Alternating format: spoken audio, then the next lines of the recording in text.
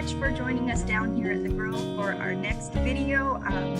I am over the moon excited about and fangirling a little bit because I am here today with Linda from Wilder Heart Studios, the creator of the Northern Animal Tarot deck. So I'm sure you've, if you're an Instagram person or a YouTube person and you're following along with all the new decks coming out, this is like the hottest deck out right now. And I'm sure you've seen it floating around in the tarot sphere. And I am just really, really honored and so excited. Linda, welcome. Thank you so much for joining us. Yeah, thanks for having me. So this is also very special for me because I think this is my very first Canadian made deck. And I'm a Canadian person myself, and I'm wearing a Canadian made sweater. I'm drinking out of a Canadian cup with my Canadian deck, and it's just really fun to support like other Canadian creators. So I'm just double excited about that and having you join us today. So first thing I'd like to get started with is if you just wouldn't mind telling us a little bit about yourself, like what's your journey with the tarot in general? How did you get started? Totally, for sure. Yeah, I think I started along with everybody else when you're like a teenager and you buy a deck and you have no idea how to use it. And you're like, yeah, this is like something. I got the Dragon Tarot. So I really loved like the images, but I had no idea how to read it. The white book was the mystery. And then I got the Alice in Wonderland deck. And then I understood sort of more what the arcana was like. It means like a character behind the image. And because I knew Alice in Wonderland, I could see the character, like the depth. Whereas with the dragons, I didn't know a dragon. So really? That's sort of when I started to I could kind of grasp what was happening. But then as a kid, you throw it away and whatever. And then a couple years ago at a cafe, there was a girl like had all her tarot cards out and was like, talking with a friend, and I was like, oh my God, what are you doing? What's up? We need to be friends. And she had just finished a tarot class. So I was like, well, I'd like to hang out. And then she wanted to study, like kind of review her skills. So we started like a little tarot club. And yeah, and then that's when I realized that both those decks were not very good beginner decks because she had learned the Rider-Waite like system. As you do, yeah. Yeah. And so then I was like, hey, I'm going to go buy a deck. And then I didn't love the Rider-Waite deck, the like really red and yellow one. Yes. Yeah. And then I ended up finding finally the Centennial version, which is much better. It's like a lot more calmer. But I still didn't like the humans. Like I really wanted to dive into this story that just the cards were telling rather than pretending it was like me so much. I just wanted to, you know, and with the humans there, I kept getting like sidetracked with like, who's this? Like the king, queens, and pages, right? You're like, sometimes they have such funny readings. Like he's the tall, dark businessman that you can't like, and I'm like, what? Yes. That doesn't seem. So I really looked for an animal deck forever on the internet, and I couldn't find one where they still had the human part, you know, right, so that I could still read and learn the cards. So yeah, that's kind of when I started envisioning a different deck. Yeah. Okay. And then as an artist, are you self-taught? Have you studied art? Like how did you get involved in doing artwork for the deck as well? Yeah. I've self-taught, and I took it early on in school a lot. Like I took printmaking in junior high and kind of kept that up. And then I do block printing, silk screening, all sorts of like, I also do painting, but I find like sometimes you only get one painting. Whereas like when you block print or silk screen, you can share it a lot more and you can put it on different surfaces, sort of. Right. So that's why the artwork looks so like line drawn and like it's stronger. It's less like painted, I suppose. So still kind of, it could be, it's like on the edge of like, could be a graphic because of the t-shirt background I kind of had with making like strong images. So yeah, and that kind of worked because Pamela Nicole Smith is really like line heavy as well. She was really like, right? Yes. Very, so I was like, my art's kind of like at like okay, she's actually so amazing. You don't think about it because it's simple, but she Mhm. scaled all the humans the right size, like for all her drawings. Like when you think about when you have to draw it, you realize like how much thought she put in, even though they are very simple and it is just line work, like the balance of not coming too forward and far back with her characters. It's, yeah. And Yeah. yeah, so yeah, she kind of, and then when I got the centennial thing, I had that whole booklet about her, and she was really inspiring. And I was like, Yes. I'll just do it for me at least. Yeah. Totally. Yeah. Yeah, that commemorative set of hers is beautiful. That's the deck I read with as well a lot, is the Mhm. centennial version. Yeah, it's gorgeous. But yes, and I agree with that. Like the line work of your deck really stands out. Because there is a lot of them have this beautiful background imagery, but I don't know, nothing like blends together. Like there you can't, Mhm. yeah, exactly. Like you can always Like see very, very lines. crisp, clear lines. Yeah, in everything. Mhm. And Yeah. it's just, the artwork on this deck is so, so, so stunning. If you haven't checked out my unboxing video of this yet, you can hear me oogle over it for the first time. So check that out as well. that was the first one I watched, and I was so like, you make this all by yourself. Like it was the dark of winter. Like up here it's dark all winter, so I'm in the dark all winter drawing this, and then you have to ship it out to people. And I was like, people aren't gonna see it. And it was just kind of mind-boggling. And so to have yours as my first deck opening, it was really, I was so scared and you were so kind, so it was perfect. I love it. It's my favorite. It's Yeah. just, it's such a special deck. Mhm. And we'll talk about the packaging that it came in a minute, because that was also mind-blowing as well. But while we're talking more about the process and how this started, I'm very interested to know, what was the moment, that creative spark, that inspiration? When did you decide you were going to make your own deck? Because you had said, you know, you were looking for something more animal-like, but a lot of people think that, you know, oh, if I were making a deck, it would be like this, like that. But then to actually start and to carry out through, like what did that look like from the moment you thought, I want something better, to I'm actually going to do this? Yeah, that's a great question. I spent way too much time on the internet and couldn't buy anything I wanted. So I was like, okay, this really has to be real.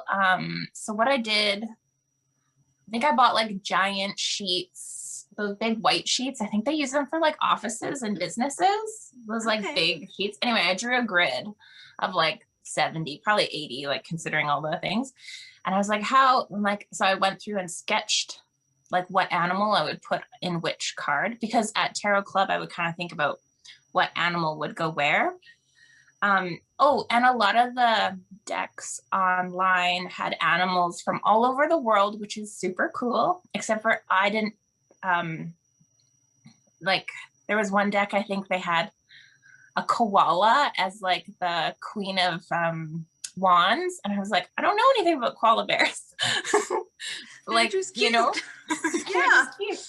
So I wanted to make a deck of animals, like almost like I'm very into stories, and I love Alice in Wonderland and fables, and like how there's like deeper meanings. And then I don't know if you know that book, Women Who Run with Wolves. Okay. No, not She familiar with it. It's amazing. I feel like, yeah.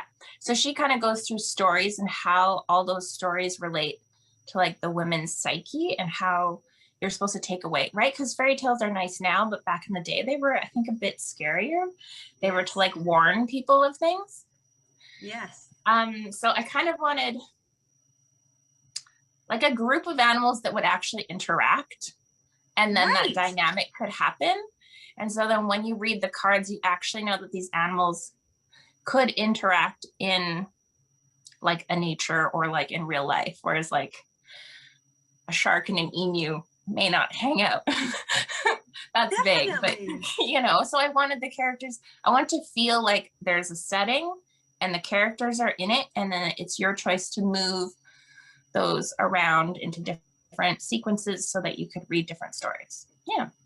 Wow, I hadn't even considered that. That's really fascinating because yeah, I mean it's all the northern animals, right? They all are in the same environment. They all can interact. But yeah, that would really trip you up in a reading, you know, if you had two very different, you know, it changes the background, it changes kind of the whole thing. So that's really that's a very cool note. Thank you for sharing that. I really love that.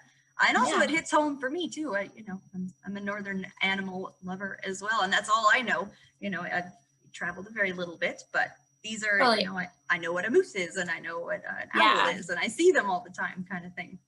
Yeah, and I think they're mostly animals from fairy tales because it's always like there's always the woods, right? And the animals come from the wood.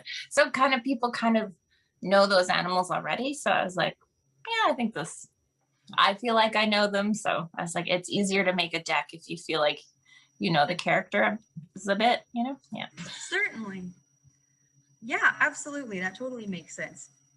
Beautiful. Okay, so the next question I have for you, I wanted to just talk about some of the hidden elements that you have in the cards, because at first glance, they are stunning. There's so much going on. The line work is amazing, but when you dive that little bit deeper and you sit with the cards, you've added a lot of extra symbolism, a lot of neat little bits and bobs here and there. And one of the cards in particular, so the Ace of Swords, in the traditional Rider Waite, you have the little yods, the little yellow things, but here you actually have pine cones. Yeah, I think the other one's like a palm leaf and like something else. I did pine cones because they're sort of an homage to the pineal gland in your brain, so that same with him. Yeah, so he's got the pine cones in the crown. So it's really just having that intuition, the breakthrough, and like unclouded connection with like universe and be able to get those answers. Yeah, I know. Definitely. Yeah, and they're on the back of the cards. Yes. Yeah, so we have so that's why I picked so they kind of look like pineal glands, and then the oak leaves are for like wisdom and like through generation wisdom. Yeah. Beautiful. And I love that as well that you said intuition with the Suit of Swords, because I feel like that's one of those ones that often gets shuffled off into the Suit of Cups. You know, your emotions and your intuition, and that's in cups. And it's like, but swords. Yeah. But, well, you know, I guess you could apply intuition to all of them to move through them properly, but yeah, for sure. Yes. Yeah. What else did I hide? The pine cones. I don't know. I did a lot with stars, like I think this is the one, for all the they're not witches, the queens, sorry. Yeah. They all have like the star halo. And because I loved how like the Queen of Cups had it, but I was like, they're all like integrated into the system of like cosmic, because it's the queen of, she knows the family. Yeah, see, they all have the stars. So I kind of added that in because I feel like they all have that power. So I added it. Definitely. Extra. Oh, that's so beautiful. Yeah. Amazing. For like some suits, it's like obvious, it's the swords, but for the wands, I wanted to make them trees so that the wands come and go. They're either wands or they become part of the picture, which is fun. Yes, so I loved that. Kind of changes back and forth. Yeah, so in like the Four of Wands, they're in the forest between the four trees, but then in the Five of between Wands, the four trees. Yeah, so it's a little more playful. Yeah. That's really cool. And that's neat as well, because I've been recently diving into another school of thought, shall we say, where the wands represent air. And a big part of where that comes from is the fact that, you know, trees grow up into the air and they reach very high in that sort of sense too. So I think that's really cool as well, that they're rooted in the ground that way. That's just so beautiful. I love that. And like, look at the detail on this Nine of Wands. You could see his little breath here. Yeah. Right. Amazing. A long day and then like a cold morning with frost. No, it's but it, you know, it's gonna get warmer at some point. It's not enough snow to stay. Man, absolutely. I have been there.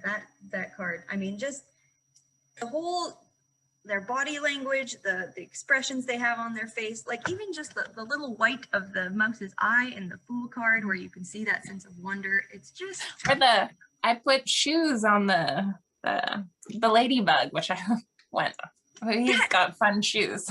His shoes with socks. Yes, okay, that was another thing I wanted to ask you about, was the little ladybug instead of, the dog from the Rider Waite. What was the choice with the ladybug? Well, amazing. I had researched the Fool a bit, and it's something about warning them, right? So sometimes it was a dog, some of the decks it was other animals, or like an eagle, or I think there was a couple of things. And I just was like, well, if you're a mouse, you're only like this tall. So who would be like a mouse friend? And then I was like, probably like a pretty ladybug would be a good friend to have if you're a mouse. So that's kind of scaled in friend. And then ladybugs are lucky. So I was like, and he can fly over the cliff. Technically, he could still go with you. Yes, absolutely. Oh, okay. I'm happy to know that now. That's fantastic. Too cute. Aw. Yes. Okay. So the hidden elements, and then the cards themselves, like especially the majors, but all of them kind of go this way. You had made a post on Instagram about the Hierophant card, which there are 2 in this deck, which are fantastic, because I know for a lot of people that could be a challenging card. Sharon, one of the other Grove founders, this is not her favorite card either. So I love that you had put that out there on Instagram when you were creating it for people to vote. And I remember not being able to really pick, but I think I went with this one just because I'm a little bit of a traditionalist at heart. But yeah. Wow. How come you drew a second one? Was it for that reason? Well, because animals don't really, like all the other cards, I could kind of interpret back into nature. But the Hierophant, I was like, it's such a classic card. It's a bit of a trigger card for people, and animals don't really go to church. So I was like, he looks good, like he's, but then I was like, but for me and like maybe other people, maybe they want to see something different. So then I made this guy who's more of just like, he could be a guide, like more up to interpretation, but he still has like the keys of knowledge and like unlocking. And then I did the poll, and I was like, okay, like obviously one will win. And then after I think 2 or 3 days, I literally counted everybody's and like tallied them. It was a complete tie. So I was like, well, now I can't pick. And I was like, well, if I'm making the deck, I can just do whatever I like. So I just did 2. So that's so special. Why not? Why pick? Right. You had chose the goat, you had said, because he, like they climb up the mountain, right? And they lead people that way. They're crazy. Like if you look up these maps, they go, I don't even know, up scaled cliffs that's like straight up in like little pieces of, I don't know, ledge. And they just leap up it all the way to the top where there's like barely even eagles, and they just hang out there on the side of a cliff meditating. Like, I don't know what they're doing up there. Yeah. There's nothing to eat. It's like, it's crazy. They just like the high of it. So I figured he would be a good one because nobody really goes up there that high. It's remarkable. So was there that train of thought for a specific purpose that each one of the animals were chosen? Each of the cards? Usually, I really like it. I took about a year crafting what animals would go where and why. So I spent a lot of time with the majors, and then I kind of figured most of them, and like for the Devil's Say, like I didn't want to portray an animal as a bad creature. So I kind of made him like a shapeless shapeshifter creature. So he's more of like an energy rather than, right? Like I didn't want to put a big bad wolf because wolves are actually really good for ecosystems. Yes, definitely. So he actually is not an animal, but so I did really think about the critters, and like the otters are funny because you don't think about it, but they're naked. You don't even notice, right? Yes. So it's still exactly like the other card, but you just forget that, anyway, I thought it was cute. And otters sleep holding hands. I saw a YouTube video where like they were holding hands asleep, and I thought that was perfect for the they support each other. So I thought it was cute. And then, yeah, I think, but what I had a harder time was the suits because I wanted them to make sense and not just kind of jump around. So for wands, I put like wolves, coyotes, and foxes, kind of like this fast moving, group oriented, like vibe. Mhm. And then for swords, obviously like birds, obviously, but and then for cups, I was like I was kind of that was a harder pick. But then I picked because I moved to the country and hooved animals can move through the water very easily. They don't drown, like, right? Like even elk, Yes. I think, can swim across lakes. So I figured they move through water without feeling like they're gonna drown Yes. or like, they're not troubled by it. So I figured Right. they would be, yeah. So all the hoofed creatures are for cups. And then for pentacles, it's more like rabbits, squirrels, because they live close to the earth and they either go in it or they live like right from it. So yeah, yeah, that's all the Beautiful. suits. Yeah. Oh, So they do have a little bit of a rhythm. Yeah. totally. Oh, that's amazing. And yeah, okay, so here's the next question I'm very curious about. Your favorite card before, and I mean not necessarily in this particular deck, which I'm curious to know as well if you have a favorite. But before you started creating this deck, like did you have a favorite tarot card? And what was your experience like creating that card because it was your favorite? I actually made the first card first because it is my favorite. The Magician is my favorite card. Yes. And I was like, who's going to be the magician? He actually has to be magical. And I was like, what critters in North America are like pretty magical? And I know everyone's like, oh, a raccoon. But raccoons are the only animals that actually have the thumb. So they can unzip your tent. They can open windows. They're pretty, you could use the word bothersome or you could use the word magical because a deer can't open a door or unzip your tent. I don't know where he went. Where did he go? But he was my first one. Wow. And I really spent a lot of time on him. Oh, yes, here he is. Yeah, like his little magic pouches and his I had so much fun with him. He was my first one and he was the one that hung and really inspired the rest of the cards. Yeah, he was yeah. But he was the first one. Yeah. Wow. Okay. Yeah. And is he still would you say your favorite card of your deck, or do you have? I like them all, but I do think he's still one of my favorite, along with the Hanged Beast is one of my favorite cards. I think it's his shoes and his cute ears. I don't know. And because I think people forget that they eat all the insects. They do the pollinating. They're pretty handy little creatures. Yeah, big time. Yeah. So very cool. They're all good, but I think those are my two that I was a little bit fussy with and really liked. Yeah. So sorry, go ahead. No, keep going. Did you have anything else to say on your favorites? No, that's all. Okay, cool. So yeah, on the other side of the spectrum then, do you have a least favorite card in tarot in general? If you had to say either it didn't resonate very well or you just don't like seeing it, or for whatever reason, it's just that card has not been your favorite. Do you have one, and what was the experience like creating that one?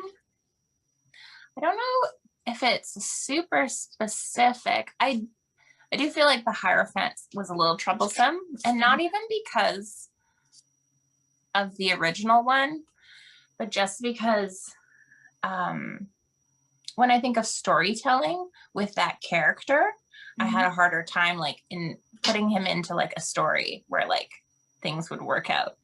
So I think I look at them as characters, and then I think I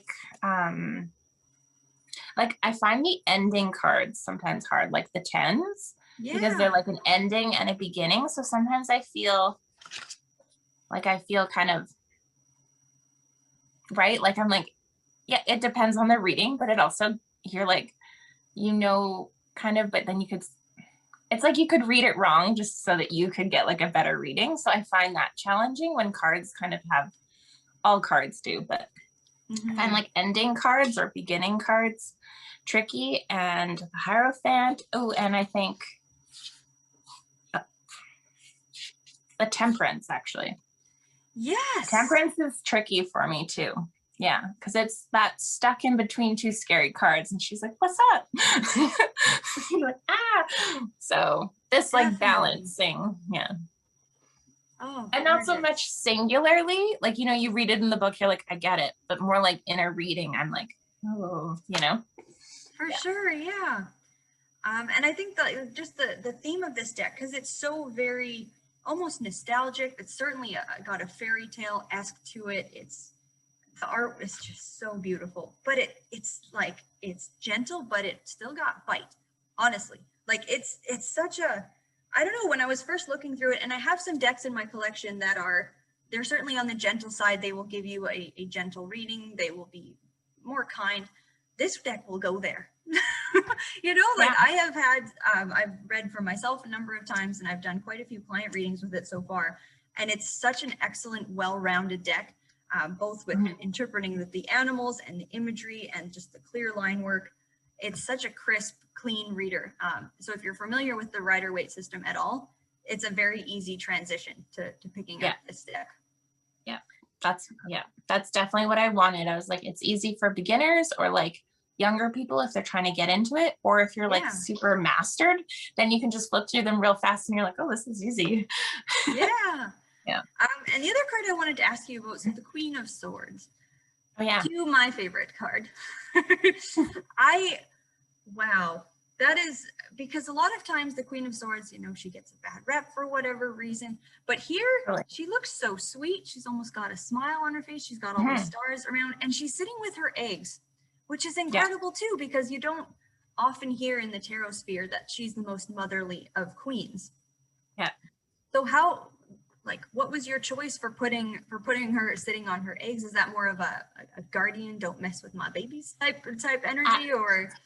I think it's because like all the other cards, you know, they have like such a thing. And then, the Queen of Swords was like, oh, she's, you know, she's too smart, or like she's too like decisive. I was like, those are good things that women should be. I was like, what? I was like, so what if she's work driven? That sounds great. So that's actually why she has the little business jacket on. She has a bit of a blazer kind of look to her jacket. Yeah, so she has that, but it has a bit of a puff sleeve, which makes it more gentle. So I really just went for like that working, smart, strong decisions, but she still can have a family, and she doesn't have to be, what did they call her, widowed or something in the Rider-Waite? It's like the bitter widow, like really. And she doesn't even have to be with children, but those eggs could also be her ideas or her creations, or her work, or like structures that she's building in the community. Like, do you know what I mean? I just felt like that card was like, so I was like, the Queen of Swords sounds awesome. So I just kind of brought that into the thing. And then I brought in the butterfly, so that psychic connection kind of is, I wanted her to be awesome, because all the other ones are. Yes, I agree. I think she's so awesome. And it was, like, and when you had said too, like, she's the widow, and it's like, why does her consort get, you know, the smart, independent business leader, and she gets, you know, the bitter widow? Like, come on, we can do better. Yeah. I love that.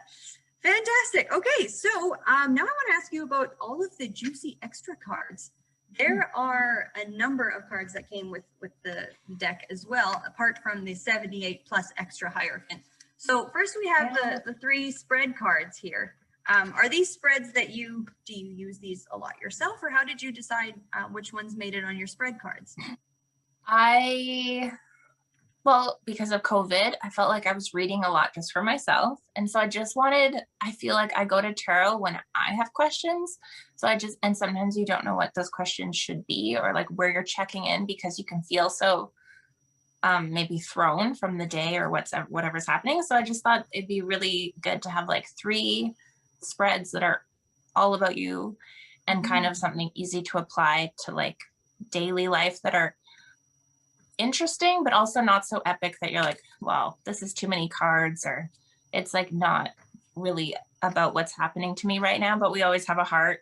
We're always usually doing something. And so I felt like, yeah. And then I wanted to put them, I wanted to have the cards so that you didn't have to flip back and forth from the front of the book, you know? Yes. So, yeah. I love that as well. I've done that. I take these 3 out and I'll just shut them around and say like, what spread should I be casting today? And I love that. You know, you're then pulling another card for a spread instead of flipping through a book. So really love that addition to the deck. And then you have also the moon phase cards. Yeah. Oops. Which are so beautiful. I was just saying before we started here, I had lost my full moon card and I was panicking because I didn't know where it was, but I had put it on an altar downstairs because it was our full moon last week. So I'm already very well using these cards. I just think they're beautiful altar art for the phase of the moon wherever we're at. But what was your inspiration for making these particular cards? So usually in stories, the moon really like comes in visually, or like lots of the journeys happen or start at night, or there's like, you know, there's always like the moon is like brought in somehow a lot to fairy tales. Right. And I had also, I have the pagan deck. I forget, Usi or something. But they're plain. Pagan they're like, Otherworlds? Is that it? Yeah. Yeah, okay. They have them, but they're just circles. Oh, and okay. I love the idea of like that fairy tale moon that's watching you or like participating in some way. So if you actually look at those cards, like that one has a jumping fish in the lake. The fish is jumping at the bottom. Yeah, so yes, it is. Yeah, so he can see kind of deeper into the water, and he's able to like, and that one has a fox. He's looking up into the stars and like maybe seeing like celestial, and then the bear who may have just, you know, either woken up or he's getting late start to his day, who knows. Yeah. So I really wanted to create a card that would add to like the story of like either watchfulness or like, I don't know. Yeah. Gorgeous. Oh, thank you for pointing those out. I had completely missed the little companions at the bottom. Yeah. Wow. Pretty much animals in every card. Yes. And then we have our seasonal cards. Yes. Yeah, I drew them more like, I feel like everyone would have liked to see a different spring card, but for North America, I feel like spring has snow. No, that's summer. The bunny is spring. Oh, yes. Sorry. Here we go. Yes. Yeah, yes. Because there's always a bit of snow. It's muddy. I feel like North American spring isn't like flowers and beauty. It's like kind of crazy and muddy and wet. And so I just wanted to have a different idea of spring. Beautiful. Yes. Mm-hmm. Oh, I love that. Oh, yeah. And then the crunchy snow of winter. Yeah. Yes. Oh, these cards are just stunning. Would be excellent for timing as well. Yeah. Yeah, so you could lay them on top of your spread if there's like a full moon and then it's fall, and then you could do your spread underneath. Or yeah, you could ask a question for the season and mix them in. Yeah. Beautiful. Yeah. And then we have the there is the seed and the shooting star and the messenger, the messages, the little owl. Yeah. Yeah. I had sort of just drawn the owls and I was like, they kind of need to be part of it. And I liked the idea. I know in Harry Potter, they come during the day, but most owls only fly at night. Yes. So I like that idea of like, usually you don't see an owl till it's past you, like it's flown past you because they're so quiet. And so you don't even hear them like flapping. They're like ghosts. And so in that way, when I like was walking in the fall, you would only see like the tail end of the owl, but like they would still kind of, it was their choice for you to see them because they're so quiet. So I thought that was super interesting. And I guess I had never thought about it. And while I was doing this deck, I was thinking about all the animals. And then the seed card, I thought like it's super different, but to grow a tree, to grow a plant, to like create anything, it needs darkness. And it needs that time like away from everything to just like spark the life. And like sometimes like sparking and growing goes unseen, you know, like it's very Very much so. People don't see it. Maybe people almost don't feel it, but it's deep down inside. So I just wanted a little seed card. Yeah, that's really deep. That's beautiful. Oh, these extras are just such a treat. And then we have the shadow cards, Ooh. which are the coolest. Yeah, right? Bigfoot. It's like, wow. obviously. Yeah, and the spooky old tree. Yeah. They're amazing. And the ghost, yeah. My particular favorite. Then your favorite. Look at this. Yeah, he really turned out. He showed up for that. Because I kind of have the idea of him. And then he just kept adding to himself. And like, it was pretty epic. Because like I have an idea, but then you also have to draw it. And then sometimes it will change.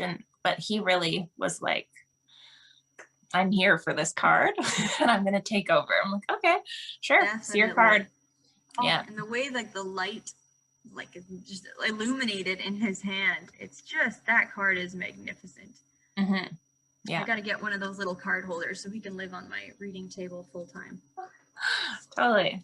Yeah. I just prints are available. Yes, maybe. Yeah. Right. When I'm done sending out the last little bits of them, I can start doing all the fun stuff. Yeah. Definitely. Yeah. So I just made all those cards really just to like enhance stories, right? Like there's so many, like I think Sleepy Hollow has a scary tree. Fern Gully has a scary tree. Like there's just so many. And so I wanted to bring spooky-esque characters certainly into stories if you wanted them to be there, because yeah, tarot cards can be good or bad, but I just wanted to have a little bit more like story that you could add if you wanted. Absolutely. You know, right? Yeah, like definitely. Like I have so far, I haven't mixed the extras into the deck. I usually read with them on their own. And they can be, it's almost like its own little oracle on the side of the deck, you know, and it's nice because it's all the same artistic style. So I like pairing my oracles and tarot decks. So I feel like I got 2 in 1. Particularly with this deck. I almost feel like I kept going and I was like, hey, Linda, you have to stop drawing the extra cards, because it was almost like a way for me not to like, it's almost like I was holding out, because I was like, well, once I get it printed, like I was, you know, you can't just keep adding cards. So I was like, yes. And then I was like, you have to stop.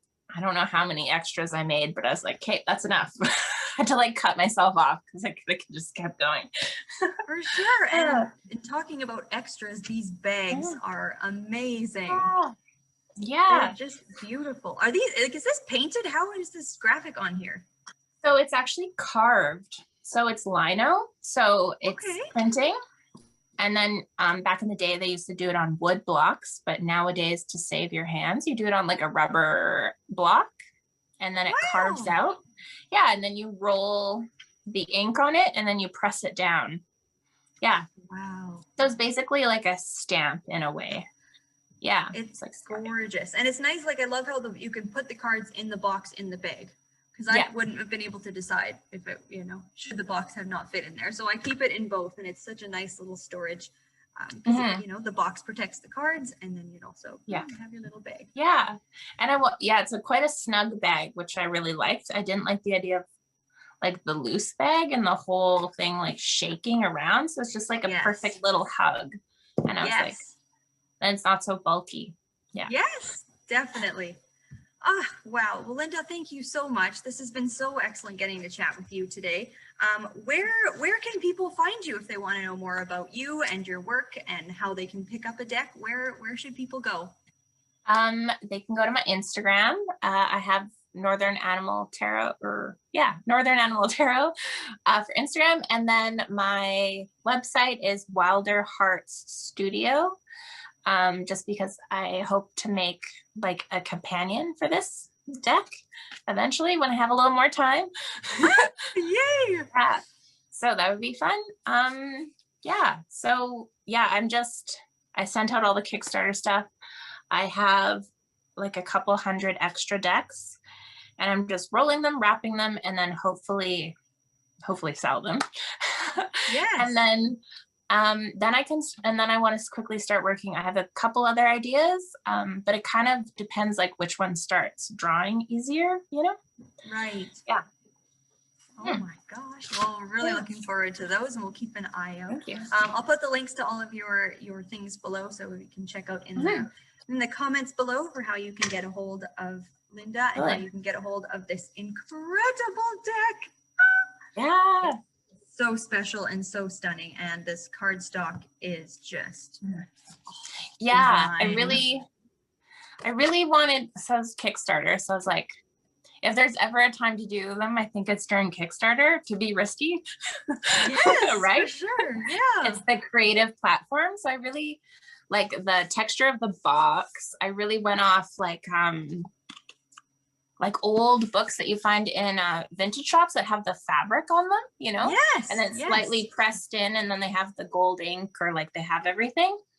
So that's really what I was going for, so that it feels like you open this like this book, and then all of a sudden the colors and the characters pop like out of it. I think a lot of people were like, oh, you really could have gone all out on the box, but I wanted it to be kind of simple and like almost like the inside's more of the surprise than the box. You know, sometimes the box is so crazy that then the inside's like, oh, I wanted sort of the reverse, to have all the color on the inside. You're like, whew. Yeah. For sure. The box is stunning, and I'm glad you pointed that out too, with the texturing that you have there. Like, I feel every aspect of this deck was gone all out. Like, honestly, it's incredible quality. The cardstock is amazing. The box, the bag, when I packaged it, check out that unboxing video. Like, seriously, the box that came in and all the packing. Like, did you pack those all by hand? Yes, I stamped every box, stamped every claw, wrapped, like I did this, and then I wrapped all of them by hand. I was like, how long could that take? Well, it took a little longer than I thought, but everybody was patient, so it was okay. It did not go unnoticed. Like, honestly, you feel so much coming off of the deck. Even when it first arrived at my door, I was just ecstatic. Well, I did everything the way I would.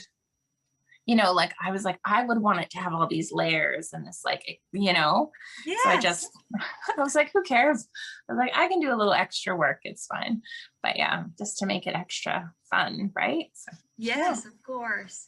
Well, it's an absolutely stunning creation, and I'm so obsessed with this deck. So thank you so very much for, you know, on behalf of the whole tarot community, seriously, for this beautiful creation, and getting this out into the world, because it's such a special deck. And thank you as well for taking the time to speak with us this afternoon, or me, I guess. I really appreciate it. Fun. So we'll put all the links below if anybody wants to check out her Instagram, which I highly recommend following. Her stories are always so fun, out in the nature and things. And there was one other thing I wanted to say. Tell me.